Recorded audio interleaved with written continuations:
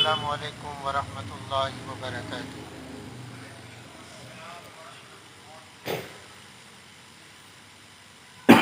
نحمده ونصلي ونسلم على حبیبہ الکریم، اما بعد فاعوذ باللہ من الشیطان الرجیم، بسم اللہ الرحمن الرحیم۔ وتوقروه وتسبحوه وتوقروه وتعزروه وتسبحوه بکرة واصیلا۔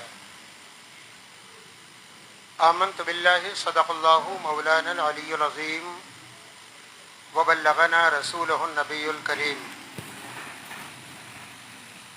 بارگاہ رسالت مآب صلی اللہ علیہ وسلم میں بآواز بلند محبت کے ساتھ نذران عقیدت پیش کریں۔ اللہم صلی علی سیدنا و مولانا محمد معدن الجود والکرم والہ وصحبہ وبارک وسلم صلاۃ و سلاما علیک یا رسول اللہ صلی اللہ تعالی علیہ وسلم۔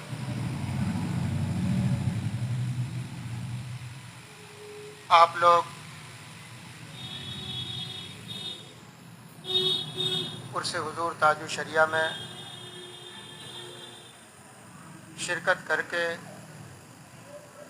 حضور تاج الشریعہ کے واسطے سے اعلیٰ حضرت غوث اعظم کے فیض و برکات حاصل کرنے کے لیے جمع ہوئے، مگر آپ حضرات کی حالت جیسے آپ بیٹھے ہیں محسوس نہیں ہوتا کہ آپ کے دل میں فیوض غوث اعظم اور فیوض اعلیٰ حضرت اور حضور تاج الشریعہ حاصل کرنے کا ارادہ ہو۔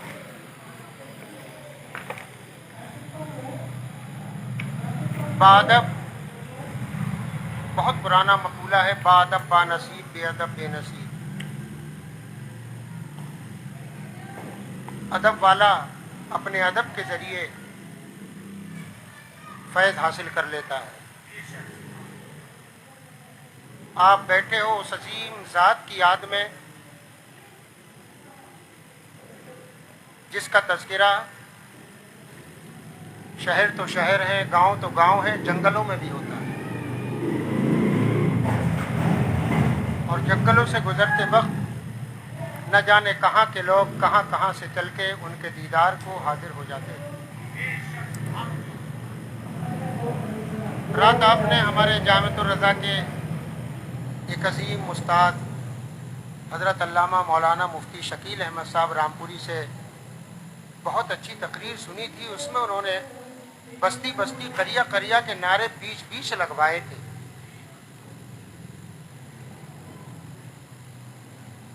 اور ہمارے حضرت نے یہ بھی فرمایا کہ حضرت جہاں جہاں گئے وہاں وہاں یہ نعرے لگے۔ میں آن لائن حضرت کی تقریر سن رہا تھا، مگر میرا تجربہ یہ ہے کہ جہاں حضور گئے جہاں نہ گئے وہاں پر بھی اندیکھے لوگوں نے بستی بستی قریہ قریہ کا نعرہ لگایا۔ بے شک نعرہ تکبیر، پورا فتویٰ دونوں ہاتھوں کو فضا میں لہرا کے نعرے کا جواب دے۔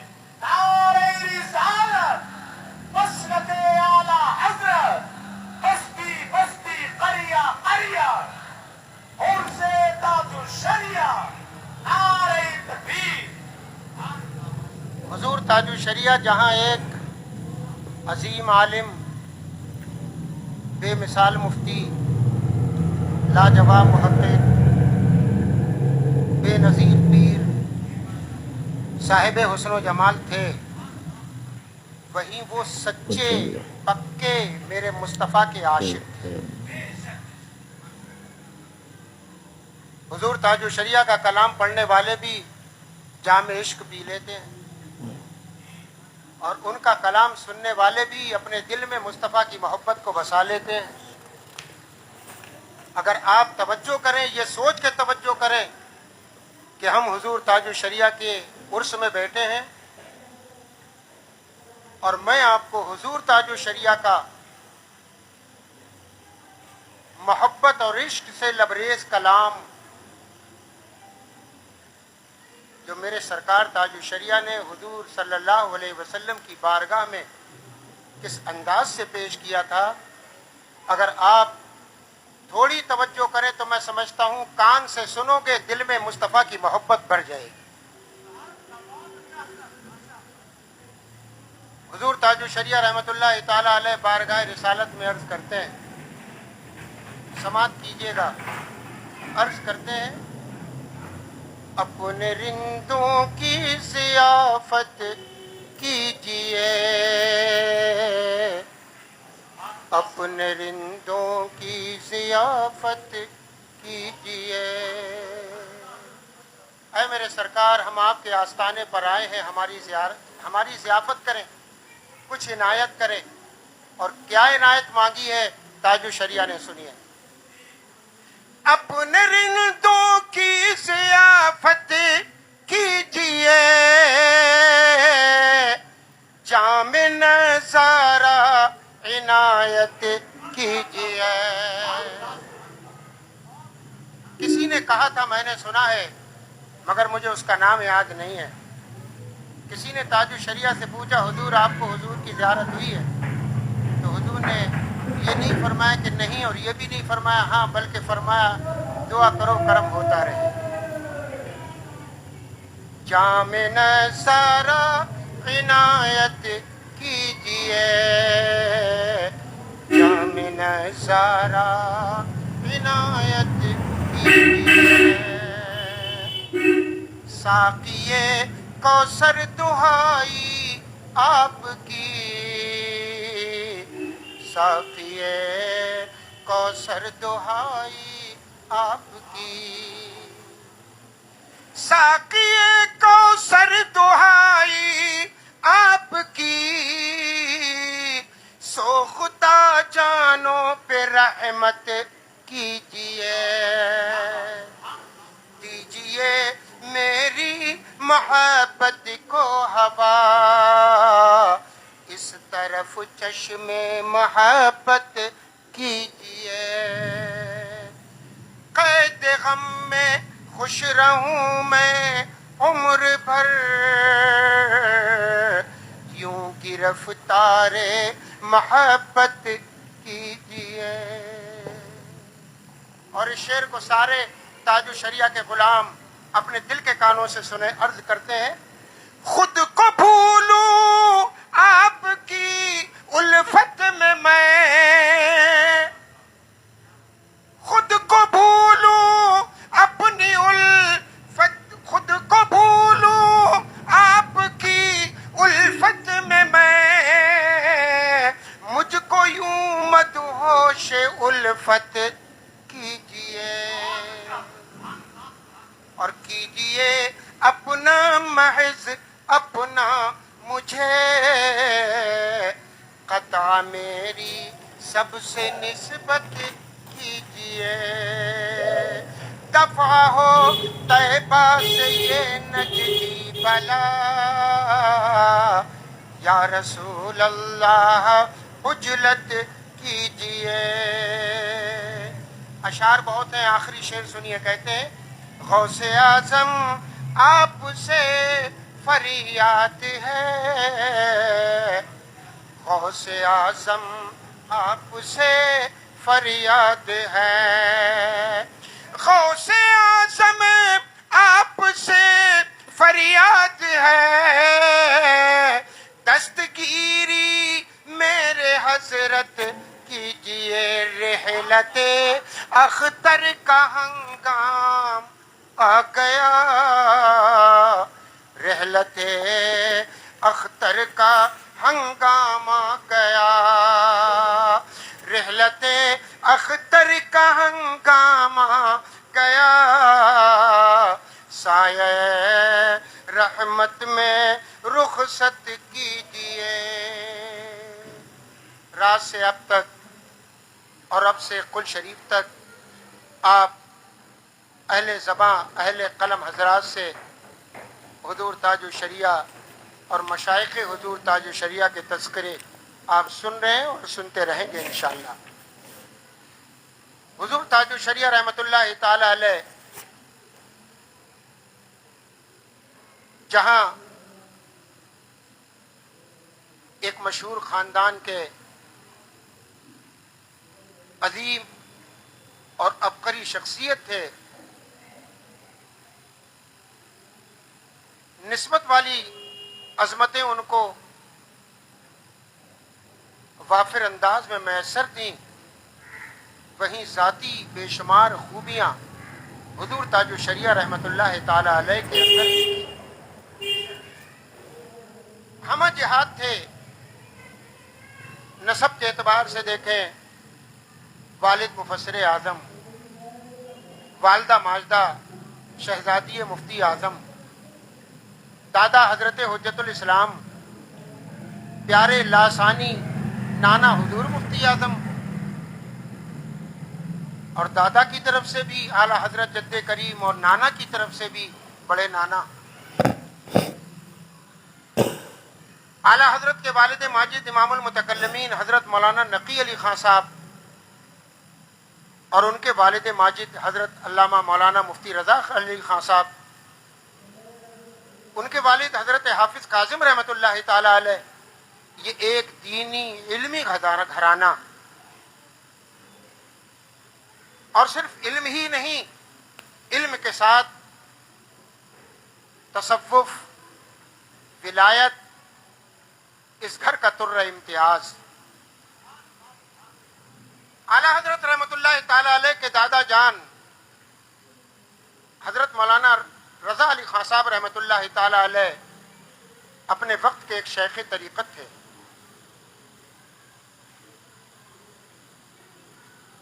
ہندوستان کے مجاہدین میں ان کا نام سر فہرست لکھا ہوا ہے، اور اپنے وقت کے پیر طریقت بھی تھے، اور ولی وقت بھی تھے، ولی کامل بھی تھے. بریلی شریف کا ایک بڑے بازار میں چوراہا بہت مشہور ہے، کتب خانہ.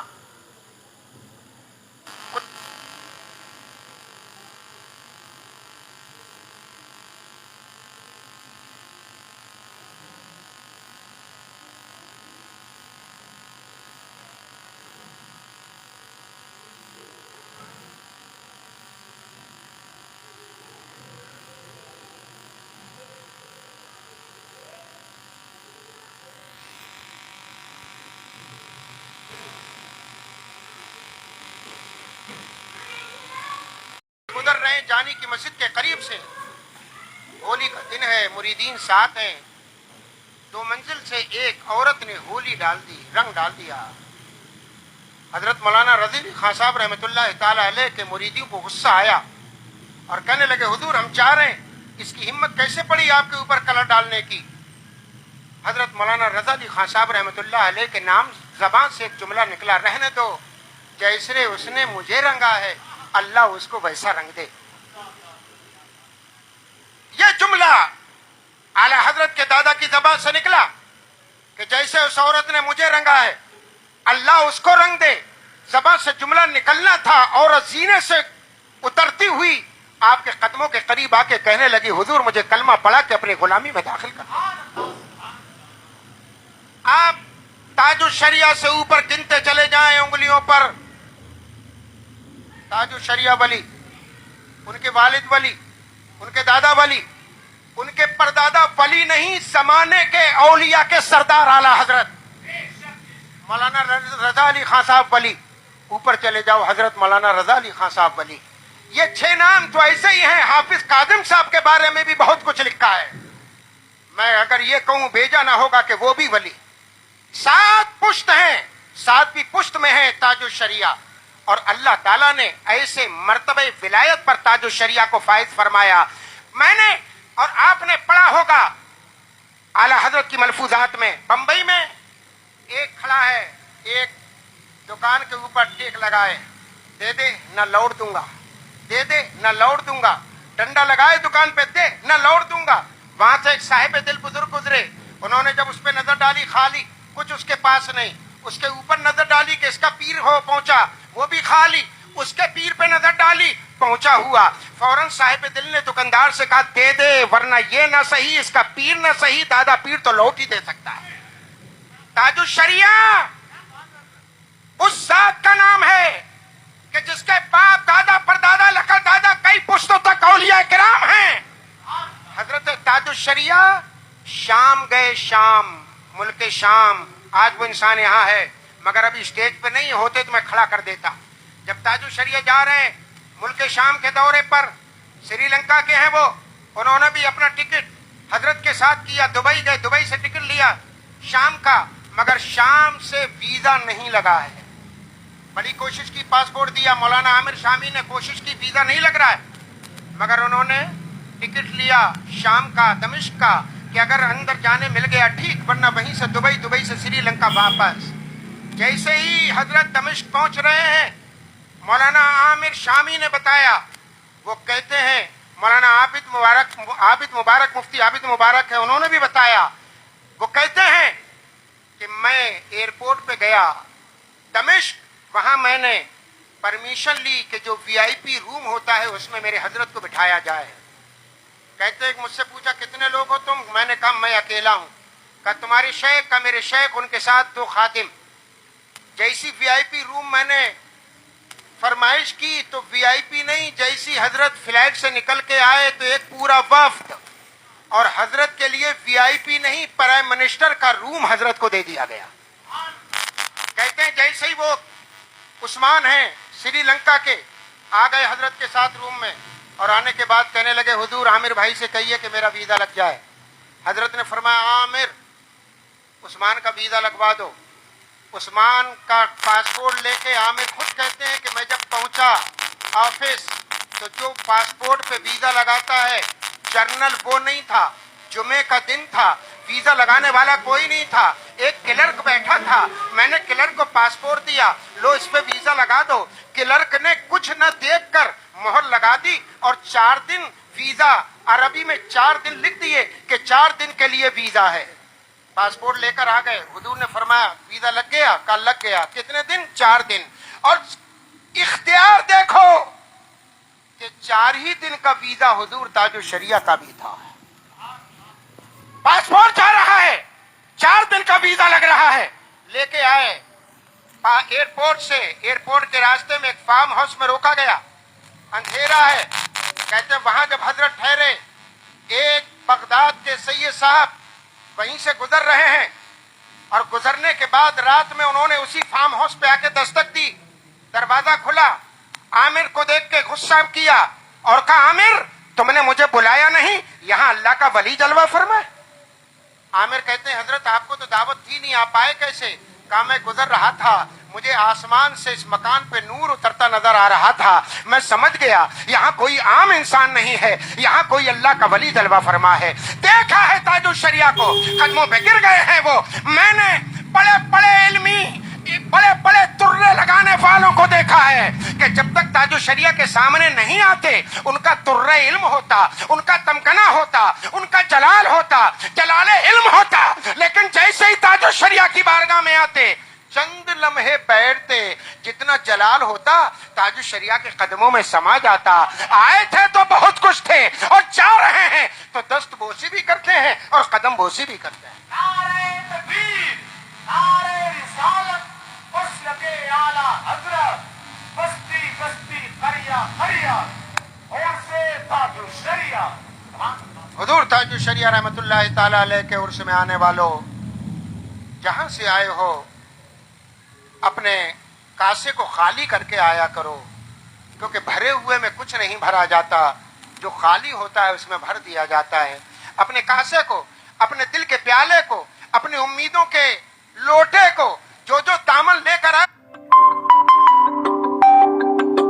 توجہ کرو گے پیر کی طرف، شیخ کی طرف، تو تمہارے خالی دامن، خالی پیالوں کو وہ اپنے فیض سے بھر دیں گے، اور جیسے وہ مصطفیٰ جان رحمت کے سچے عاشق تھے، اپنے غلاموں کے دلوں میں میرے مصطفیٰ کی محبت کو پیوست کر دیں گے۔ انہوں نے جام مصطفیٰ پلایا تھا، انہوں نے مصطفیٰ جان رحمت کی محبت کا جام پلایا تھا، جہاں بیٹھتے تھے عشق مصطفیٰ کا درس دیتے تھے۔ آج ایک چیز میرے ذہن پہ ابھی آئی ہے، ذرا اس کو سن لو میرے بھائی، میں اپنی بات ختم کرتا ہوں۔ آج اس سال سے سعودیہ نے شوال میں عمرہ کھول دیا ہے، اور جسے دیکھو چلا جا رہا ہے عمرہ کرنے۔ اس مسئلے کو ذرا غور سے سن لینا، اور یہ بھی میں سمجھتا ہوں حضور تاج الشریعہ کے یہ فیض ہوگا کہ بیچ میں مجھے یہ میرے ذہن پہ ڈال دیا۔ سعودیہ تو کمانے کو لگا ہے، اس کو تو کچھ نہیں کہ کیا جائز کیا ناجائز کیسے. اس مرتبہ 25 روزے کو ہی میں مدینہ شریف میں تھا, اعلان ہو گیا تھا کہ جمعے کو عید کرنا ہے. یعنی پہلے سے ہی انہوں نے اعلان کر دیا کہ جمعے کو ہماری عید ہو جائے گی 21 اپریل کو. تو ان کو تو کچھ نہیں, حج کو بھی وہ کر دیں گے کہ فلاں تاریخ حج ہونا ہے چاہے چاند ہو یا نہ ہو. سعودیہ نے ویزا اب سے پہلے رمضان شریف کے بعد بند ہوتا تھا, محرم میں کھلتا تھا, لیکن اس سال سے اس نے شوال میں عمرہ کھول دیا, ویزے دینا شروع. اور جو اپنے ایجنٹ لوگ ہیں اللہ ان پہ رحم کرے, کمائی کے چکر میں یہ بھی کسی کو کوئی مسئلہ نہیں بتاتے, کوئی مسئلہ نہیں بتاتے, صرف انہیں کمائی چاہیے, کمائی کہ صاحب میرا شوال میں 100 آدمیوں کا ٹور جا رہا ہے, دوسرا کہہ رہا ہے 15 شوال کو بھی جا رہا ہے, کہتا ہوں 29 شوال کو بھی جا رہا ہے, اور بڑی شیخی بگار رہے, فخر کر رہے تھا ہمارا ٹور ہمارا ٹور. مسلمانوں, آپ لوگ شوال میں عمرے کے لیے نہ جایا کرو. آپ سوچو گے کہ یہ خانہ کعبہ کی زیارت سے منع کر رہا ہے, مدینہ منورہ کی زیارت سے. اگر صرف مدینہ شریف جانے کا ارادہ ہو ضرور جاؤ, لیکن خانہ کعبہ کے عمرے کے لیے نہ جانا. عمرہ کرنے والوں کی 3 کیٹیگری ہیں, 3. ایک وہ انسان جس نے پہلے حج کر لیا ہو, اگر وہ حج کرنے والا عمرہ کرنے شوال میں جا رہا ہے تو خوشی سے جائے جائے جائے جائے, کیونکہ اس پہ حج ایک فرض تھا, دوسرا فرض نہیں. آپ سمجھ رہے ہیں مسئلہ جی؟ جو سمجھ رہے ذرا ہاتھ اٹھائیے. ہاں, عمرہ کرنے والوں کی 3 کیٹیگریاں, 3 قسمیں ہیں. نمبر 1 وہ جس نے اپنا حج فرض ادا کر لیا, اب دوبارہ اس پہ حج فرض ہوتا نہیں. اگر وہ شوال میں عمرہ کرتا ہے تو اس پہ دوسرا حج فرض نہیں.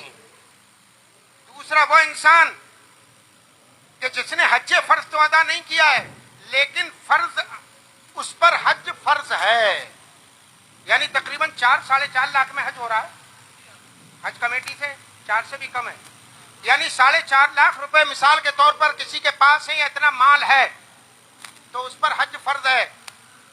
اگر ایسا انسان عمرہ کرنے چلا گیا شوال میں یا ذی قعدہ میں, تو اس پر اسی سال حج کرنا فرض ہو گیا, فرض ادا کرے. لیکن حکومت رکنے نہیں دے گی, تو یہ حکم محصر میں ہے, رکنے نہیں دے گی, واپس آ جائے گناہگار نہیں ہوگا. لیکن اگلے سال یعنی 24-23 میں اگر گیا ہے ایسا انسان عمرہ کرنے, اس پر 24 میں حج کو جانا فرض ہے, فرض ہے, فرض ہے. اگر نہیں گیا سخت گناہگار بیمار پڑ جائے تو اپنا حج بدل کرائے یا وصیت کر کے جائے. تو تیسری کیٹیگری ہے غریب کی. غریب, جو غریب اتنا مالک نہیں ہے, غریب ہے, تو اس میں اختلاف ہے. کچھ علماء کہتے ہیں کہ اگر وہاں چلا جائے گا تو حج فرض اس پر بھی ہو جائے گا, لیکن اکثریت کا اور ہمارے شرعی کونسل آف انڈیا بریلی شریف کا جو سیمینار ہے تاج الشریعہ کی سرپرستی میں جو ہوا تھا, اس میں یہ فیصلہ ہوا ہے کہ اگر کوئی غریب ہے, اتنی مالیت کا مالک نہیں کہ اس پر حج فرض ہو, وہ اگر عمرہ کرنے گیا ہے تو اس پر حج فرض نہیں ہوگا. اب اگر آپ خود دیکھ لیں کہ جو عمرہ کرنے جا رہے ہیں کیسے جا رہے ہیں. اس لیے میرا مشورہ ہے, ابھی آپ نے مولانا ارشد الرحمان صاحب سے سنا تھا کہ مرکز کہیں پر بھی کوئی خرافات ہو, مرکز اس کا تدارک کرتا ہے. میں سمجھتا ہوں تاج الشریعہ نے مجھے یہ میرے ذہن میں ڈالا ہے تاکہ دنیا اہل سنت کے ان مسلمانوں کو یہ پیغام دیا جائے کہ جو جا رہے ہیں شوال میں عمرہ کرنے, سمجھ لیں مسئلہ کیا ہے, کیا ہے, کیا ہے. اللہ تعالیٰ آپ کو مجھے سب کو تاج الشریعہ کے فیض و برکات سے مالا مال فرمائے. زندگی رہی پھر انشاءاللہ ملاقات. اللہ ہمارے اور ہماری اولاد کے, آپ کی اولاد کے قیامت تک ایمان کی حفاظت کرے, خاتمہ ایمان پر فرمائے. السلام علیکم.